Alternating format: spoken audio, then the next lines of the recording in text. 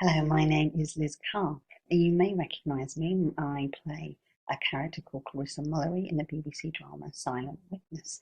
And if you don't recognise me, that's fine. What you need to know is that I represent Not Dead Yet UK and a growing group of disabled people from around the world who actively oppose the legalisation of assisted suicide or euthanasia.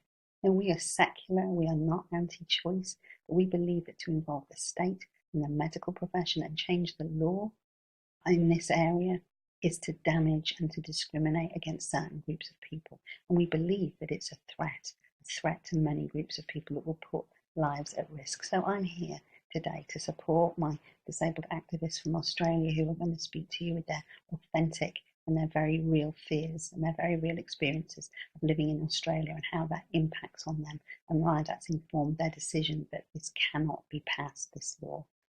And I'm here to also tell you about my experiences from the UK. I was outside Parliament with many other disabled people last year when our UK Parliament and then our Scottish Parliament as well opposed assisted suicide. And quite overwhelmingly, over 50% of all of our UK MPs opposed assisted suicide by almost 3-1.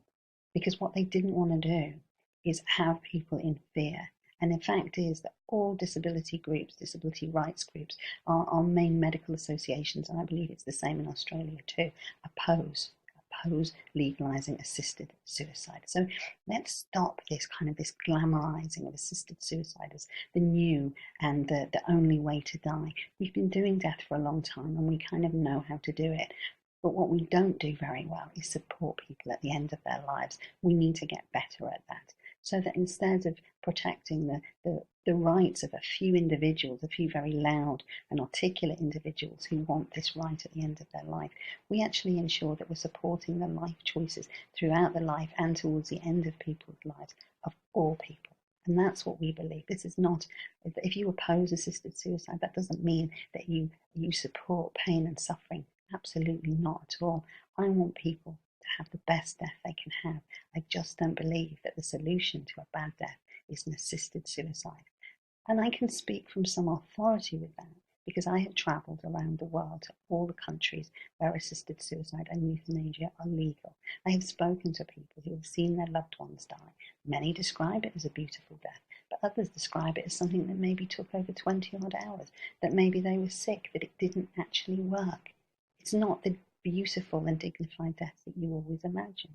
And is it about pain and suffering? Well, actually, if we look at the statistics from America, no, it isn't. The reasons people want this is usually around loss of autonomy and loss of dignity.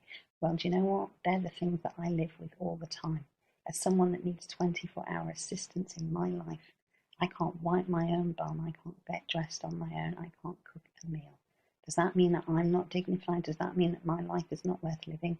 No, of course you're going to go, but that's your choice. It's about individual choice. No, it isn't. Because once you legalise assisted suicide, it puts pressure. It puts pressure on vulnerable groups of people.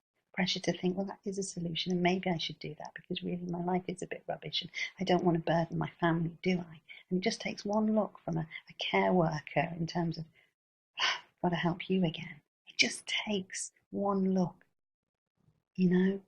The people that often want assisted suicide are not those who are in the front line. Instead, it's those who imagine they might want it at the end of their lives. That's not a good enough reason to change the law, to change the moral landscape of your country, a great country. You can't go gently. If you want to go gently, then go gently into legalising assisted suicide by not doing it. Do not change the protection of the law. In fact, at the moment, keep it outlawed. And keep it outlawed. Keep it about murder if somebody is assisted to die. That's where it has to sit here. Now look, if a person wanted to end their life and kill themselves, a right that they currently have, people have that right. It mightn't be a good or desirable thing, but they have the right to end their life now.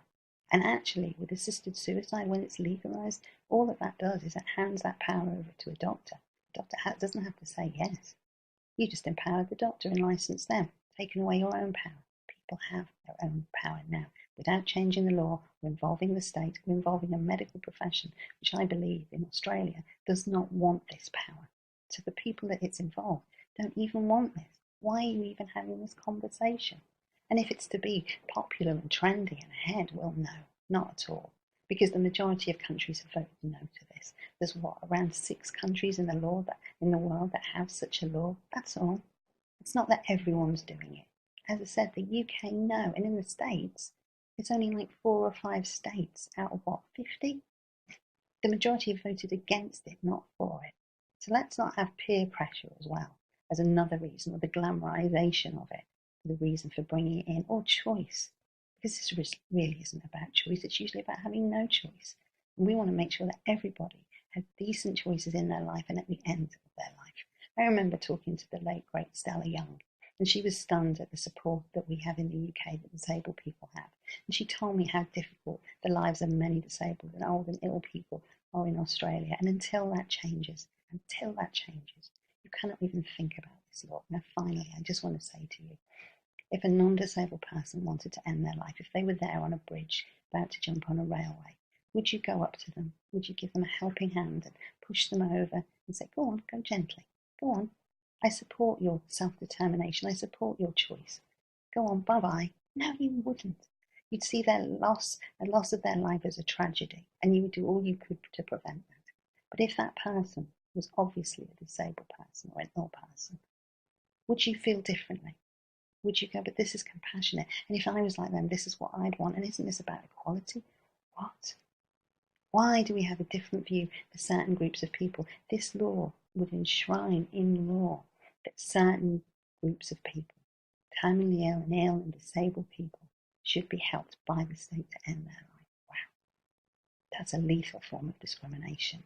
And as long as some people's lives are viewed as less worthy and lives less worth living than others, you cannot enact such a law. So if you would help one group of people but not the other over that bridge, then question why. And as long as there's a difference in how you treat those two groups of people, you cannot enact this law. And finally, there is a quote that I would like to read. Disabled people from Not Dead Yet internationally believe that if bills like this pass, that some people's lives will be ended without their consent through mistakes and abuse and pressure. No safeguards have ever been enacted or proposed that can prevent this outcome, an outcome which can never be undone. Please do not pass this law. Please, disabled people internationally are asking you to keep protecting us.